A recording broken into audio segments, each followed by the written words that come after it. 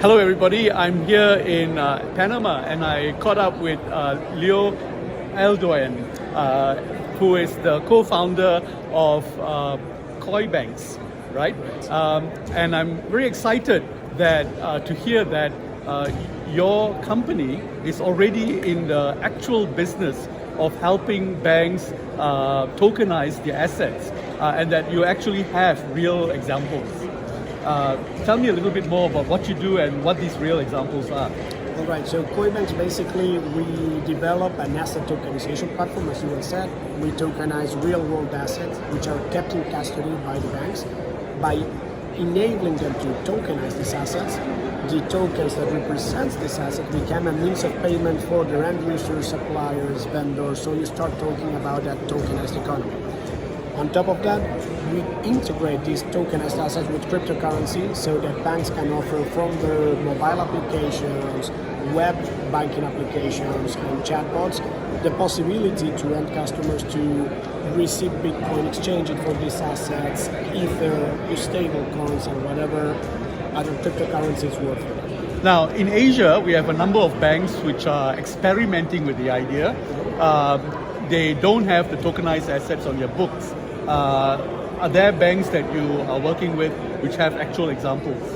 Well, yes. After 7 years, because Koibanx was started in 2015, we work today with 12 banks and a number of fintechs and governments.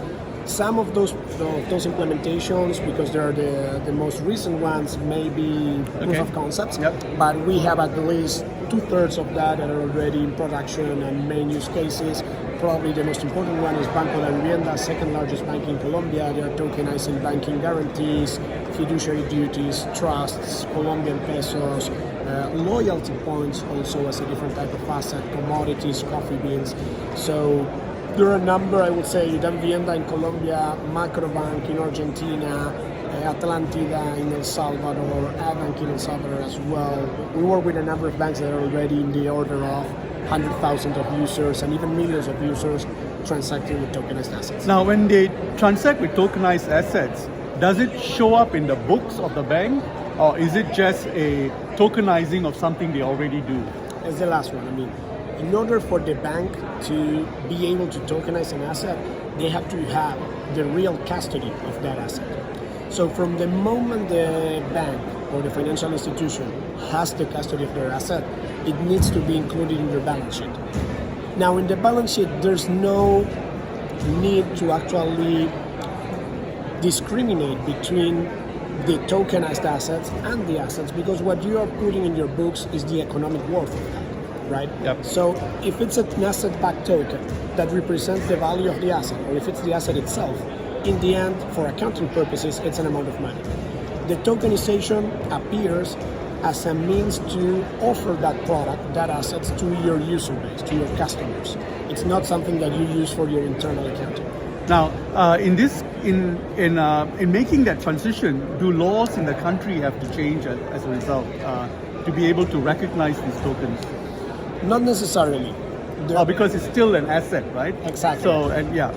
But it will definitely help to have the regulator in some countries go explicitly about their interpretation, so that there's no hesitation on some banks on what's the better or the compliant way to implement it, because they don't have like the full picture sometimes. But if you go to all the countries in Latin America, to their legislation, there's already enough regulation to treat these custody asset-backed tokens by regulated financial institutions. Now, Leo, there's a burning question in my head, okay, which you're the best man to answer. The critics of blockchain say that blockchain has this thing called the Oracle problem, which is the inability to onboard external data, external information, and even external assets that actually exist onto the blockchain, right? Now, I'm disturbed by this concern, because when I see what happens on the blockchain, there's so much that can happen. The moment you tokenize an asset, you can put it on the supply chain, you can streamline processes and so on. But this criticism of the Oracle problem, I suspect, and you tell me, okay, that it comes from the platform people who are looking for reasons why the platform approach is better than the blockchain approach. But at the same time, what is your resolution of this Oracle problem? Look, something that the critic that I get a lot from these contrarian people to blockchain is, if you end up depending on an off-chain source of data, then whatever you do in the blockchain, it's at some point has no difference with traditional database system, because in the end you get one point of centralization, which is the Oracle. That's partially true. Why do I mean partially true? Because the true part is, yes, you have one off-chain centralized point of information, but at the same time you can replicate that single source of input. You could treat several inputs. You could treat for one piece of information several oracles, and you work with a combination, a ponderation of them. So at that point you will be needing to corrupt multiple parties in order to consider getting into the blockchain fake data. Even if that's doable, the fact that once the data is put on chain can be audited, it's transparent, you can program on it, you can fractionalize that, you can interoperate with other cryptos. That for me itself, it's a big enough advantage over any centralized traditional database system. So the network itself is the security and the validator of the asset. Exactly. Is that what you think? You've just given me assurance on an issue that is been troubling me for a long time. Well, so I'm very happy to have met you today, and I'm very happy that there are live examples of tokenized assets in traditional banks here in Latin America.